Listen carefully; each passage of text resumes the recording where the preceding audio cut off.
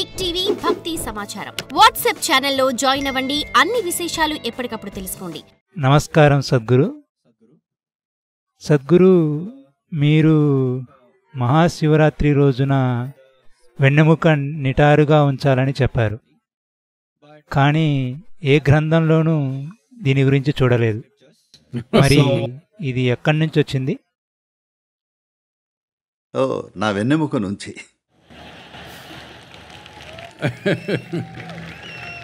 సరే, మీరెన్ని గ్రంథాలు చదివారో నాకు తెలీదు, కానీ మీ సమాచారం కోసం చెప్తున్నా. మన సంస్కృతిలో, నాగరికతలో వందల కొద్దీ పవిత్ర గ్రంథాలున్నాయి. వందలేమిటి, వేల కొలది ఉన్నాయి. అలాగే ఎన్నో వేల గ్రంథాలు కాల్చేశారు. అయినా సరే ఇంకా వేల కొలది ఉన్నాయి. మీరు ఏది చదివారో నాకు తెలీదు. కొన్ని సంస్కృతుల్లో ఒకే ఒక గ్రంథం ఉంటుంది, దాని ప్రకారమే నడుచుకుంటారు. కానీ ఇక్కడ వేలాది ఉండడంతో ఎవరూ అన్నీ చదవలేదు. కానీ నేనొక నిరక్షర గ్రంథాన్ని చదివాను. నాలో ఉన్న పుస్తకాన్ని.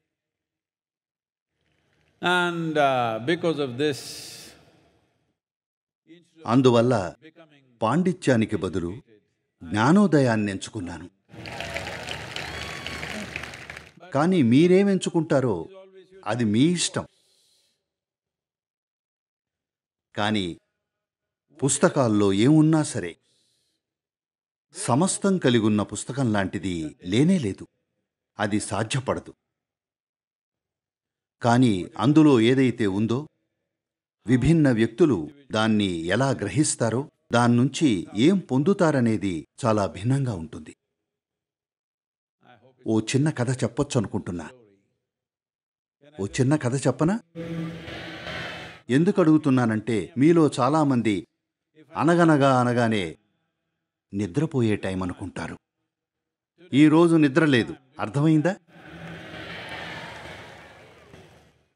టెన్నెస్సీలో మా ఇన్నర్ సైన్సెస్ ఇన్స్టిట్యూట్ ఉన్న చోట 8 ఏళ్ల అబ్బాయి ఉండేవాడు.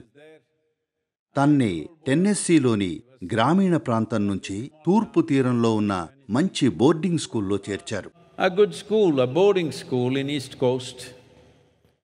వేసవి సెలవులకు ఇంటికొచ్చాడు.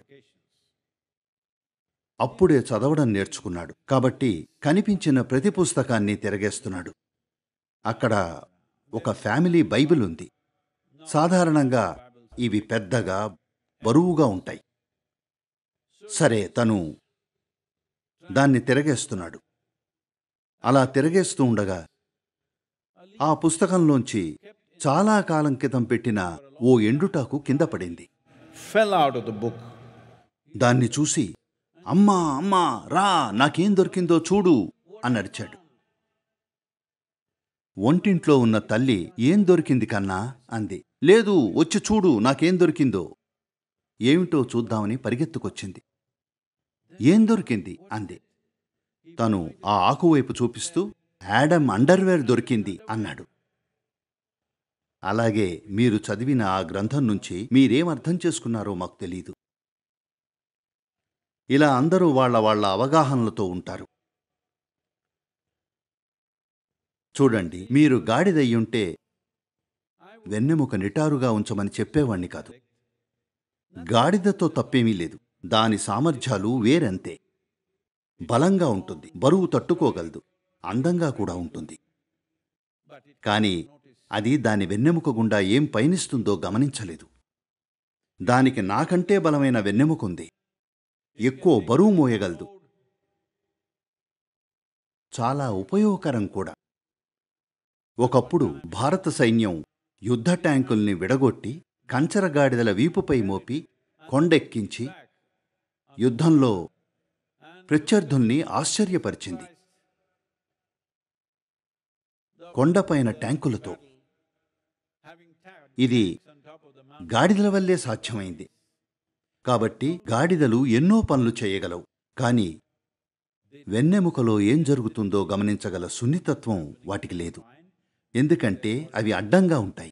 అవి అలా మాత్రమే ఉండగలవు. ఒక నాగరికత మొత్తం ఈ రాత్రిని కీర్తించి దీనివల్ల వచ్చే రకరకాల ప్రయోజనాల గురించి చెప్పింది. మేల్కొని ఉండండి, నిటారుగా ఉండండి, ఎంతో మేలు జరుగుతుంది అని.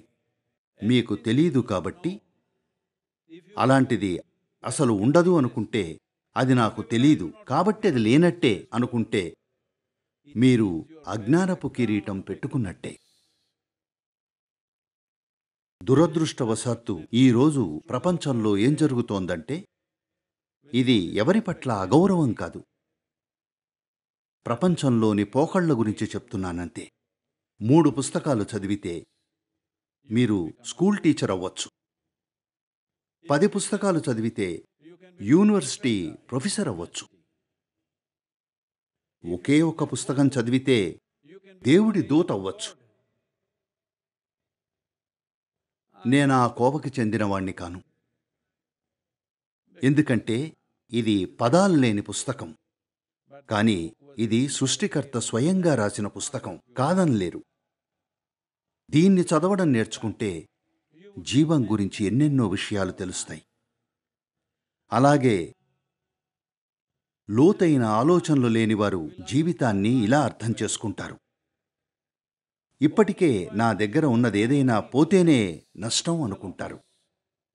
లేదు, If you failed, మీకున్న అవకాశాల్ని సాధించడానికి ప్రయత్నించకపోతే అది అతిపెద్ద నష్టం.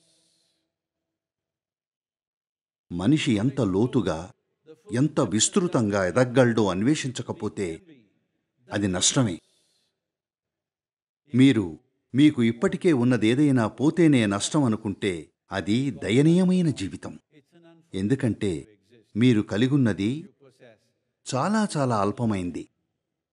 సరే, మీరు గ్రంథాలు చదివి ఉండొచ్చుగాక, కానీ మీకు పరిణామ సమస్యలుండుండొచ్చు. వెన్నెముక నిటారుగా ఉంచడంలో మీకు పరిణామ సమస్యలున్నా సరే, ఈరోజు నేను చెప్తున్నా, మేల్కొని నిటారుగా ఉండే ప్రయత్నం చెయ్యండి. గాడిదకి గొప్ప లక్షణాలుండొచ్చు, కానీ ఈరోజు మీరలా ఉండకండి. For more videos like this, subscribe Big TV channel.